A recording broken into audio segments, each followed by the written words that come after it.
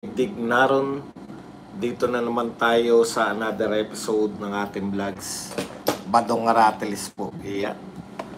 Pag-uusapan natin ngayon, ito po, no, ayon po kay Tito Soto, ay wala na raw pong ma-impeach dahil po sa ginawa ng Supreme Court. No?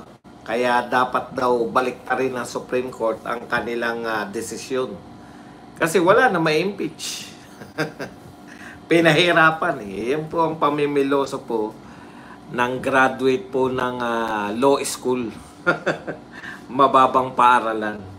Okay, pag-uusapan din po natin, isa-isahin po natin yung mga sinabi ni Tito Soto. Pag-uusapan din po natin, ito pong inihain ng House of Representatives na motion for reconsideration, no? Ano po yung mga punto nila? Siyempre, accountability na naman. Hindi daw po ito defiance. Hindi raw po sa hindi sila sumusunod sa Supreme Court. Pero pinagtalaban po nila yung katapatan.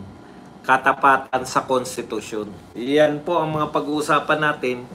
Dalawa lang po muna. Siyempre, kung may mga tanong kayo, doon na tayo bumawi, no? Pero mahaba po to kaya ayan, tambay, wag check attendance. Mahaba po to kaya po dapat kayong teka lang, patayin ko yung ilaw ng banyo. Sayang.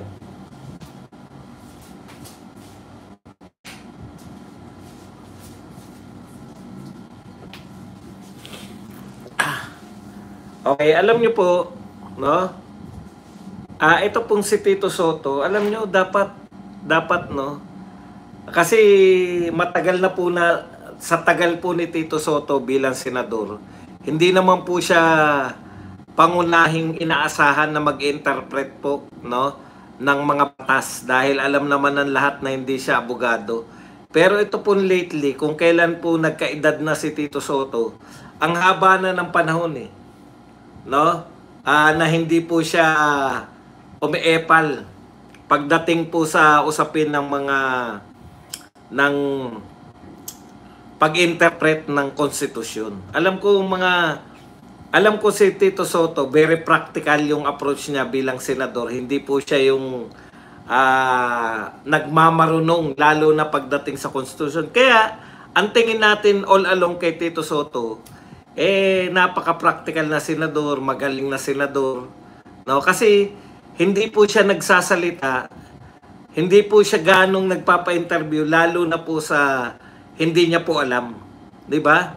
Ang mga naging Senate President pa nga siya. Pero ito po lately, parang ine-expose lamang ni Tito Soto yung kanyang sarili, yung kanyang mga kakulangan pagdating po sa pag-interpret ng batas natin, no? Kaya kung ako sa iyo, Tito Soto, pwede ka namang pwede ka namang mag-ala Lito Lapid, lalo na pagdating sa mga constitution, yung mga usapin ng constitution, ipaubaya mo na yan sa magagaling na abogado, no? Hindi ka naman namin ine-expect na ikaw ang magpapaliwanag niyan eh. Wala kami ekspektasyon sa iyo kung di maging senador, gumawa ng batas ng very practical. Yung practicalidad mo bilang tao, yung naiayos mo yung mga senador. Pero lately, parang you are biting more than you can chew, no? Yun po yun eh, mahirap po yan. Okay na yung papel mo dati bilang Tito Soto na senador na pinakamatagal na naglingkod bilang senador. Very practical, napakamaayos, walang absent, etc. etc. Okay na yun eh. Pero yung ikaw ngayon ang isa sa mga nakikipaglaban sa maling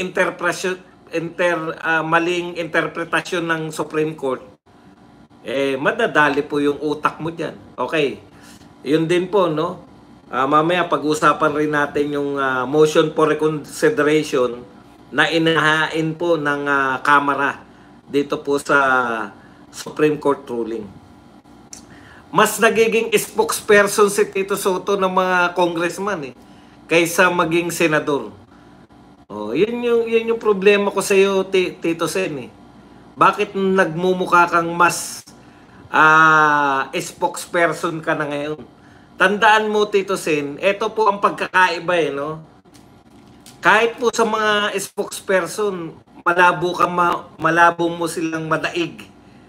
Kasi mga abogado po yung karamihan po na spokesperson ngayon, kahit ginaganyan-ganyan natin si Antecler, abogada po yan. Tapos si ano naman po, si Princess, abogada rin. Tapos aakto ka na parang spokes ka rin ng HOR, hindi ka naman abogado. Or sinong dalawang piraso dyan? Sorry, medyo na-late ng konti kasi ano ba yun? Mukhang si Caitlyn yun Tapos sabi ko, di yata ako aabot sa bahay. Sabi ko Bakit meron ako nung kay Caitlyn? Teka lang tawag siya. Saglit lang. Yung telepono kasi sinet up ko doon sa kabila. Sabi ko, Wala. Kala ko hindi pwede rito. Pwede naman pala. Ayan. Ano na, pasok. Salita may nagla-live. May ibang tao.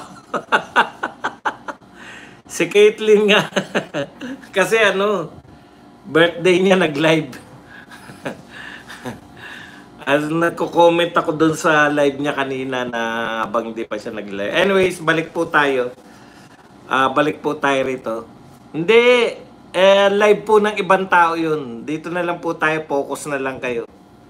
Alam niyo yun yung party line. May party line. Nanunuan live mo. Okay, pag-usapan natin, si Tito Soto. Isa-isayin po natin. Una niyang punto.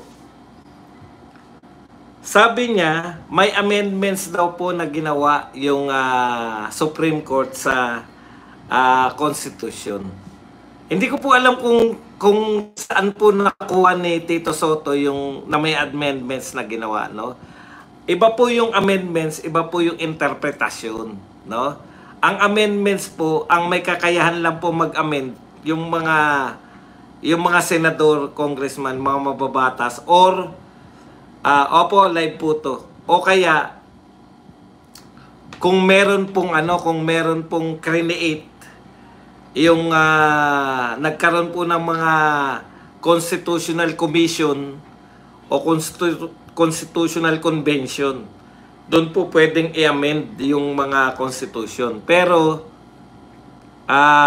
eto po, wala pong in-amend yung Supreme Court. Ang pagkakaintindi ni Tito Soto, may amendments na ginawa yung Supreme Court. Siguro, yan ang problema, Tito Soto. Ikaw rin umamin, di ba? Pinapayuhan ka lang ng legal luminaries. Kaya nga pinayuhan ka na ni Yesyo, yung naniniwala sa sabi-sabi, walang bait sa sarili. Alam po ninyo, eto po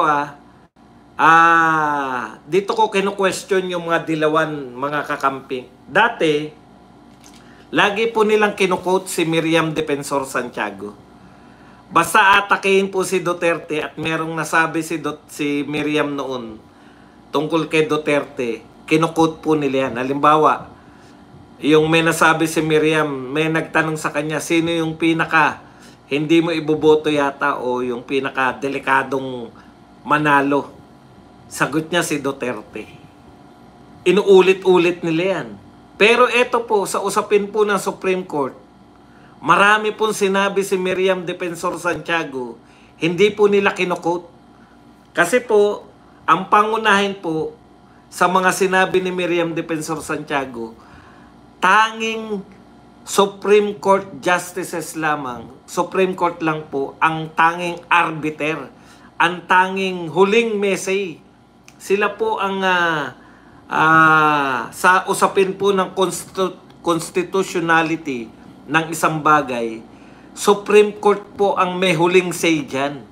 Kaya po, ang sinabi po ng Supreme Court, ang sasabihin po ng Supreme Court, ang desisyon po ng Supreme Court, ayun po ang interpretasyon, wastong interpretasyon. At karamihan po ng mga desisyon ng Supreme Court, nagiging bahagi na po ito ng batas ng bansa. O, yan. Lagi po sinasabi. Tapos may mga sinabi pa si Miriam na, etong mga to, akala mo naman napakagagaling porket marunong magbasa at magsulat.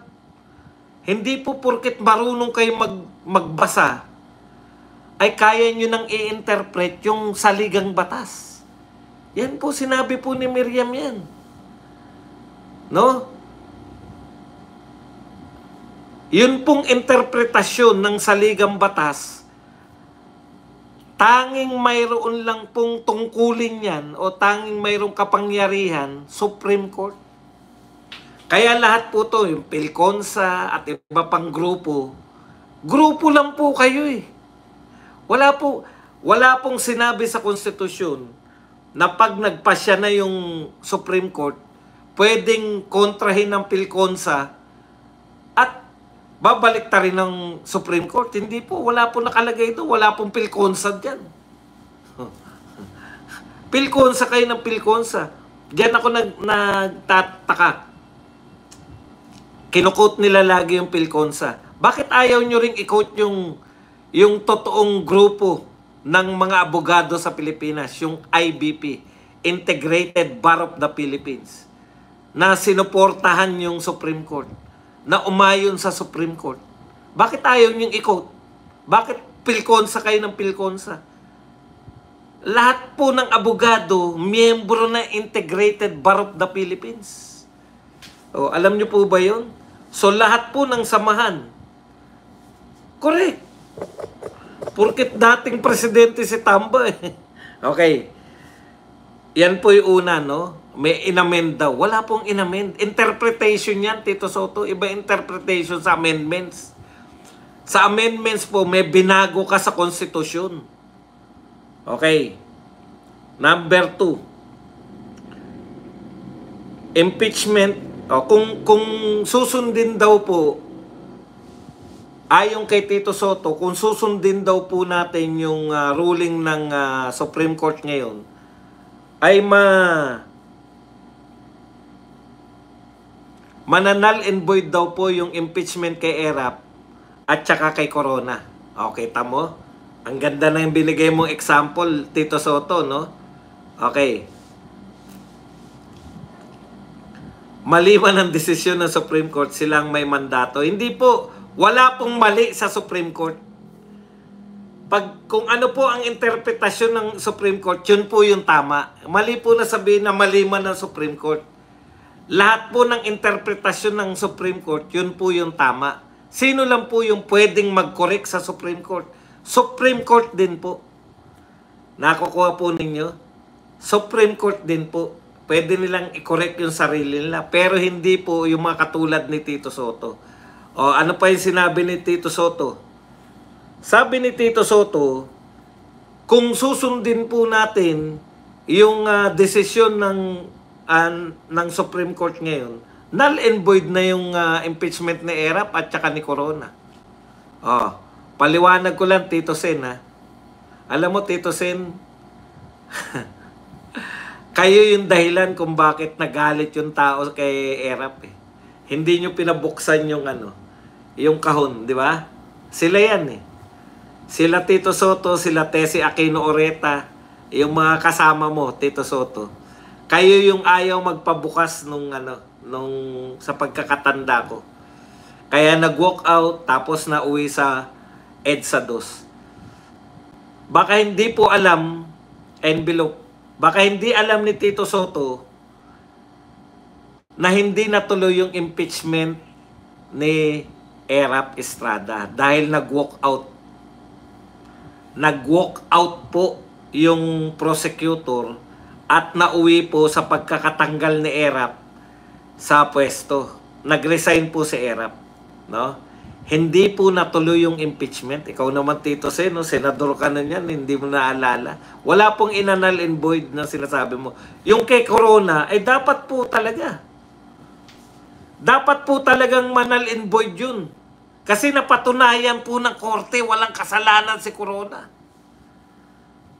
Imagine niyo, tinanggal nyo sa pwesto, tinanggal ng mga senador si Corona, tapos wala pala siyang kasalanan sa aktual na korte.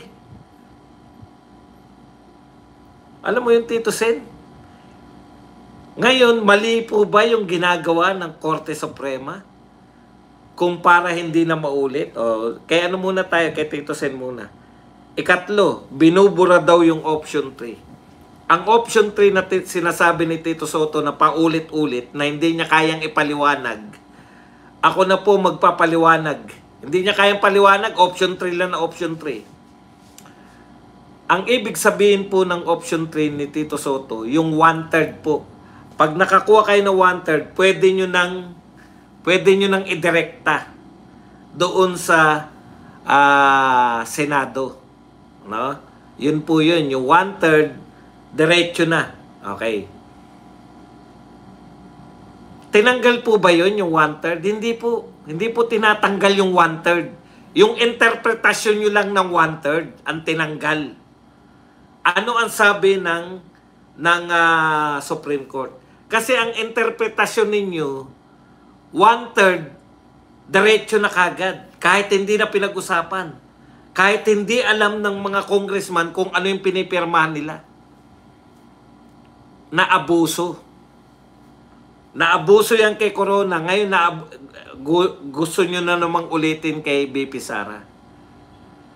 Biruin nyo yun, 1/3. Ano po ang aktual na naganap? Kayo po magpapatunay nito. Last day ng session. Ano sabi ni Marcoleta? Merong umamin sa kanya na hindi nabasa ng congressman pero pumirma. Kaya lang sabi niya kay Marcoleta, hindi ako aamin na hindi ko nabasa yan. Ni hindi nabasa. Yun yung tinatama ng Supreme Court. Tito Soto. Hindi yung shortcut na automatic. Tamang may option ng ganun, pero ang sinabi ngayon ng Supreme Court, dapat mayroon pa ring due process. Sa lahat daw. Bago ba yan? Hindi po. Nasa Constitution po yan. Lahat may due process. Bakit ayaw nyong mabigyan ng due process yung mga sinasampahan ninyo ng impeachment? Doon ako nagtataka. Bakit ayaw nyo silang mabigyan ng due process? Simple lang naman po ang due process. Ang due process, eto lang po ang meaning niyan. Sa isang practical na meaning. Hindi talaga to yung meaning sa batas. Pero sa practical meaning, binibigyan nyo ng karapatan na sumagot yung inaakusahan sa anumang akusasyon ninyo. Di ba? Paano mabibigyan ng karapatan na sumagot? Hindi nyo nga pinasasagot si BP Sara. Diretso na kagad sa Senado pag naka 1/3. Bakit ganun? Mali yung interpretasyon nila. Sa tingin nyo ba yan yung gusto? Gawing politika? Hindi naman eh. Kaya ang sinasabi ni Tito Soto ngayon, wala na raw magaganap na impeachment. Ganito pa mga banat. Believe me, wala na magaganap na impeachment kasi pinahirapan nila. Bakit Tito Soto? Dapat ba araw-araw may impeachment? Dapat ba taon-taon may impeachment? Tanong ko lang. Dapat ba taon-taon ini-impeach yung impeachable? Tama lang yun na pahirapan. Para hindi inaabuso. Imagine niyo dati po. Ngayon, ito po. Yung impeachment kay BP Sara, walang ebidensya. Pwede ka ma-impeach. Sa boto lang na 1/3. Na-impeach po si BP Sara sa boto na 1/3. May nakakaalam ba sa atin? Nung napunta na sa Senado, doon na. Question ba si BP Sara sa plenary? Hindi. Dinerecho na nila. Kasi nga yun yung shortcut na pagkakaintindi nila eh. Itinatama lang po ang sinasabi ng Supreme Court. Yung lahat ng tao may due process. Pati yung impeachable official, meron din silang due process dapat. Sa mga nauna, ginawa nyo kay Corona, walang due process eh. Tignan nyo, nung nag-due process na, nung sinampahan na talaga si Corona ng reklamo sa tunay na korte, napatunayan na walang kasalanan si Corona. Huli na ang lahat, patay na. O, sasabihin ni Tito Soto, denial and void din daw yun, yung impeachment ni Corona. Dapat lang. Kasi napatunayan walang kasalanan eh. Patay na nga lang. Imagine niyo yung ginawa nyo kay Corona. Yan yung iniiwasan na maulit ng mga Supreme Court. Masama po ba yun? Nilagay lang po kasi hindi po iba po yung interpretasyon nyo eh.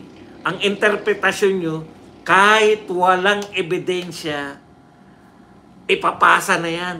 1/3 na, may pirma na, pasa na yan. Ngayon, anong sinabi ng Supreme Court? Hindi ka pwedeng magpasa ng, hindi ka pwedeng pumirma kung walang kaakibat na ebidensya yung reklamo. Yung po yung due process.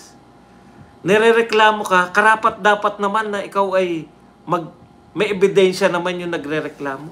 Imaginein po ninyo, binoto po ng 32 million. Kaya natatawa ako kay Tito Soto nung sinabi niya, wala na ma-impeach kasi pinahirapan nila eh. Bakit po? Dapat ba madali lang mag-impeach? Dapat po talaga pahirapan ng impeachment. Kasi kung madali lang, katulad ngayon, napakadali lang ng impeachment, 1/3 lang po. Hindi po, they unknown, 1/3 lang po para ma-impeach. Ibig sabihin po, yung mga congressman, 1/3 lang po ng bilang ng congressman, pwede na pong idiretso sa Senado. Sa Senado naman po, para ka ma-convict, iba po yung impeach sa convict, no? Yung impeach po, impeach ka ng congressman. Congressman po nag-impeach kay BP Sara, na-impeach po si BP Sara. 1/3 lang po yan. Yung convict po, para ka ma-convict, kinakailangan 2/3. Huwag nyo pong lituhin yung sarili nyo. Okay? 1/3 po ng bilang na senador, kaya 100 plus lang po yan, diretso mo na yan sa Senado. Ngayon, pag nagkaroon po ng impeachment trial, 2/3 po ng senador ang kinakailangan para ma-convict si BP Sara. Okay? O, sige. Kaya hindi totoo yung sinasabi mo, Tito Soto. At ang pinaka nakakatawa, yung sinasabi po ng mga matatalino pong mga mambabatas, pero binobobo tayo. At tingin ko, hindi ganun yung paniniwala ni Tito Soto. Mukhang naniniwala si Tito Soto dito. Kaya daw po, wala nang magiging impeachment. Una, pinahirapan. Ikalawa, kunwari daw, eto pa halimbawa niya, kunwari daw, impeach nyo si ombudsman. Di kung may kaibigan ka, ilang beses ko na narinig yan. Kung may kaibigan ka, magpapasa ng pangit, magpapasa ng pangit na impeachment para yun na isasalang. Ganito po yan, Tito Sen, no? Kaya nga po, mayroong congressman, mayroon dapat na mag-i-sponsor na congressman. Hindi po pwedeng kahit sino lang. Kinakailangan makakuha ka ng congressman. Halimbawa si Badong magsasampa ng impeachment laban kay BP Sara. Halimbawa po si Badong magsasampa po ng impeachment laban kay BP Sara. Dapat dahil hindi ako congressman, dapat makakuha ako ng congressman na kumbaga siya yung mag-host, ano tawag doon? Mag-i-sponsor ng aking impeachment complaint. O ngayon, yung sinasabi mo, Tito Soto, sa tingin mo mga bobo yung mga congressman kasi. Gusto mo ba sabihin na bobo yung mga congressman? Na kahit, laro-laro lang, sige ako pa rin ang Yun po yung accountability na yan ng congressman. Alam mo nang walang reklamo, pipirma ka pa rin, i-sponsor mo pa rin. Hindi po ba?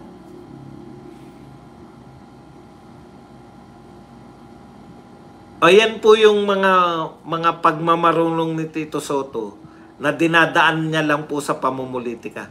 Okay, sagutin lang po natin ulit yung 1/3 tsaka 2/3. Yung impeachment po, yung impeachment po kasi, yung in-impeach po si BP Sara, na-impeach na po si BP Sara. Ang impeachment po, pag in-impeach ka na po, ikaw po ay isasalang na sa impeachment court kasi na-impeach ka na eh. Okay? Hindi ka pwedeng maisalang sa impeachment court kung hindi ka na-impeach. Pag impeachment po ang pinag-uusapan, 1/3 po ng House of Representatives. Para madali lang pong kwentahin, halimbawa 300 sila, kasi 300 plus sila eh. 300 plus po sila. 100 lang pong pirma ang kinakailangan, lilitisin na po si BP Sara. Yun po yung impeach na siya. Okay? Ngayon sa trial, impeachment trial, 2/3 po for conviction. 2/3, ibig sabihin po niyan, 16. So ang kinakailangan lang po natin, siyam, hindi na po si BP Sara po. Kung matutuloy kaso hindi na nga eh.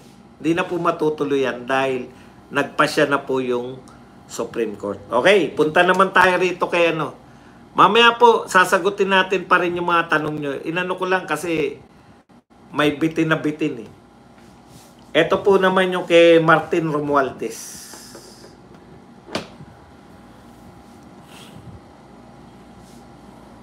So, alam na po natin na ngayon pong araw ay nagkaroon na po na sila ng motion for reconsideration. Okay. So, ano po yung motion for reconsideration nila? Pinababaliktad po nila sa Supreme Court. Yung pasya ng Supreme Court, gusto po nilang baliktarin na itutuloy po yung impeachment trial kay BP Sara. Okay. So yan po yung gusto nilang mangyari kaya nagkaroon sila ng motion for reconsideration. Ano naman po yung sinasabi nito ni Martin Romualdez? Halos pareho sila ni Tito Soto kaya nga si Tito Soto parang spokesperson. Tinanggal si Bukoy, wala na si Bukoy. Ito lang Bukoy Akala ko ba wala kang bayad? Akala ko wala kang bayad, bakit wala ka na? Wala na ba mga prosecutor? Okay. The House of Representatives formalized its bid to overturn the Supreme Court's decision on the impeachment case against Vice President Sara Duterte by filing a motion for reconsideration on Monday. Ayan. Sa statement po ni Martin, ito po ang sinabi niya, with utmost respect to the Constitution, in defense of institutional balance, and in the name of the Filipino people, whom we are sworn, etc., etc. This is not an act of defiance. Hindi po namin sinusuway ang Supreme Court o dinidisrespect, no? Hindi po namin sinusuway at hindi rin po namin hindi nire-respeto. It is an exercise in constitutional stewardship. Pero binabantayan po namin yung konstitusyon. Pinangangalagaan po namin yung konstitusyon. An affirmation that every branch must act with fidelity to the charter that give us all power. Dapat daw po tapat ang bawat branches of government sa konstitusyon. We act not to provoke a class of institution. Hindi po kami nakikipagtalo o para po mag-away-away kami. But to prevent the erosion of people's right to accountability. Ayan na naman, narinig ko na naman yung accountability. Di ba? According to Romualdez, yan. Sabi niya, House of Representatives lang has the sole, exclusive power to initiate all cases of impeachment. That power is not shared, not subject for pre-approval, and not conditional. Ayan po. So, kami lang ang may karapatan na maglitis, maghain ng reklamo. At ito po ay hindi shared. Hindi po namin to, wala po kaming kasalo. Kami lang po ang tangi exclusive. Okay. So, mali daw po yung pagbabasa ng Supreme Court ng retroactive imposition of new rules, no? Mali daw yung pag new rules at saka mali daw po yung interpretasyon nila ng nung ika-apat to na impeachment. Ang sabi ni Romualdez, only one impeachment can be initiated in that initiation begins with 1/3 endorsement or a referral. That is exactly what the House did. Tignan nyo ha. Ito po ang argumento ni Romualdez eh. Magsisimula po yung 1-year bar o yung isang taon na hindi ka pwedeng magsampa ng reklamo kung ayan no, only one impeachment can be initiated. Isang beses ka lang mag-initiate at hindi raw po nakapag-initiate dun sa unang tatlo. Dahil nagsimula lang po yung initiation noong inendorso na yung ika-apat na impeachment complaint. 'Di ba? Kaninong interpretasyon 'yan, Martin? Interpretasyon niya sa House of Representatives. Sabi mo nga, 'di ba? May exclusive kayong kapangyarihan na maglitis. Okay, tanong. Sa ruling ba ng Supreme Court tinatanggalan yung exclusive right nyo na kayo ang maglilitis? Wala naman eh. Wala naman sinabi yung Supreme Court na pwede na rin maglitis yung DOJ, pwede na rin maglitis yung Regional Trial Court ng impeachment trial. Wala po. Wala, hindi naman inaagaw sa yan. So yung argumento nyo na kayo lang yung sole, kayo lang yung exclusive na may karapatan na mag-initiate, tama yun. Hindi naman yung kinukontra ng ano, yung accountability ba? Tinanggal ba ng Supreme Court yung accountability? Hindi rin naman. Ibig ba sabihin, bawal nang i-impeach yung mga impeachable official? Pwede pa rin naman. Ano po yung pinagtatalunan natin? Ano po ang pinagtatalunan lang dito? Kung pwede pa rin naman kayong magsampa. Dalawa. Dalawa po ang pinagtatalunan. Una, kailan magsisimula yung 1-year rule? Sabi ni Speaker, magsisimula lang yan pag nag-initiate yung House of Representatives.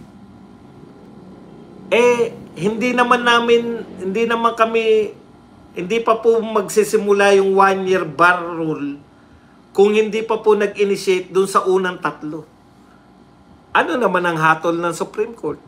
Ang sabi naman ng Supreme Court, kaya naman na hindi na-initiate yung unang tatlo kasi hindi nyo pinansin. Ang tanong, pwede bang hindi pansinin? Hindi pwede. Dapat pagka-receive, may number of days, kinakailangan na yan na ipasa sa committee, ipasa ng may karapatan ba yung Secretary General na mamili? Wala. Pag na-receive niya, sisimulan niya na yung pag-initiate para tumakbo na. Hindi nila usapin yung 1-year rule eh. Para tumakbo na po yung reklamo. Dapat po, ina-actionan nila yung reklamo. So, sa madaling salita, pinagtatalunan muna, dalawa lang yung kino-question, no? Una, kailan nagsisimula yung 1-year rule? 'Di ba? Kino-question ni Martin. Sabi ni Martin, nagsimula lang naman yung 1-year rule buhat nung nag-initiate na kami at ang in-initiate namin yung 4th complaint. Sabi na Supreme Court, hindi nyo pwedeng hindi pansinin. Hindi po nila kaalyado na. Hindi na po nila kaalyado. Kaya nga may nagsampa na reklamo. Hindi po pwedeng hindi nyo pansinin. Yun po yun. Kinakailangan, sumunod din kayo sa konstitusyon. Nakalagay po ba sa konstitusyon na dapat may gawin silang aksyon pag may nagreklamo? Nakalagay po. O bakit sinasabi ni Martin na mali yung interpretasyon yan ni Martin. Ito naman po yung interpretasyon ng Supreme Court. O ngayon po, sino po ang magpapasya? Kanino pong interpretasyon ang masusunod? Interpretasyon ba ng pinuno ng House of Representatives o interpretasyon ng Supreme Court? Co-equal po sila, pantay po sila. Pero sino po ang masusunod? Kahit pantay sila. Siyempre Supreme Court. Bakit? Interpretasyon ng batas eh. Interpretasyon ng saligang batas. Kung ang pinag-uusapan natin, co-equal sila. Gusto ng Supreme Court, ganito budget ko. Pero sabi ng House of Representatives, eto lang ang budget mo. Sino masusunod? Siyempre House of Representatives. Kasi kapangyarihan nila yung mag-budget. Bagamat co-equal kayo, no? Tandaan po ninyo to, bagamat pantay po sila ng kapangyarihan, may iba-iba naman silang tungkulin. So kung usapin po ng budget, ang masusunod yung Kongreso. Pero sa usapin po ng pag-interpret ng batas, ang masusunod, Supreme Court. Kaya yung dalawang interpretasyon, yung interpretasyon ni Martin, na magsisimula lang yung 1-year ban sa initiation namin pag inintindi na namin. Eh hindi naman namin inintindi yung tatlo eh. Hindi raw nila inintindi yung tatlo. Sabi ng Supreme Court, dapat inintindi nyo yung tatlo. Di ba? Oh. Kahit hindi nyo intindihin, automatic na yan, tinanggap nyo.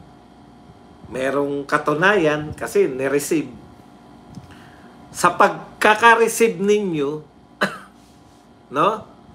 Dapat susundin nyo na yung sa konstitusyon kung ano nakalagay doon. Yun po yun, no? Kaya ito, malabo po to na bumaliktad yung Supreme Court. Bakit? Unanimous eh. Inuulit-ulit na namin, ilang talakay na namin yan sa Berada Aguila. Lagi kong inuulit-ulit, kung 7-6 lang yan, isa lang yung mapabaliktad mo. Di ba? Isa lang yung mapabaliktad mo eh. Meron ding magsusulat. Ponente po, yung nagsulat na, ang tinatawag po ng ponente, yun, ikaw yung magsusulat ng desisyon. Ito yung desisyon, tapos sasang-ayon kayo at hindi, di ba? Eh yung ponente po rito, hindi po Duterte, baka kalain nyo, marami dyan Duterte kasi hindi po. Pinoy po yun. Appointee si Leonin. Siya yung ponente. Lahat po sumang-ayon eh. Lahat po sumang-ayon kay Leonin, kaya malabo po yan. Ngayon yung sinasabi ni Tito Soto na wala na may impeach. Bakit po dapat pahirapan ng impeachment? Para po hindi abusuhin. Katulad po ng ginawa nito. Wala kayong ebidensya. Ano po gagawin nila? Meron na kasing nangyari. Walang ebidensya. Sa impeachment court na sila kukuha ng ebidensya. Ang mahalaga, matanggal nila yung gusto nilang matanggal. Yan po yun eh. Yan po yung sinasabi natin. Okay? So yan lang po yung ating topic dyan. Ngayon alam ko po marami pang gumugulo sa isipan nyo. Pwede po kayo magtanong.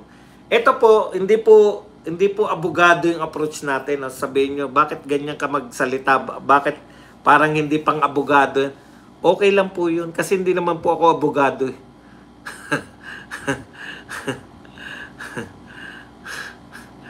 Okay. Sige po. Pwede na po kayo magtanong. Pwede na po kayo magbigay ng reaksyon. At higit sa lahat, pwede po kayo magpakape.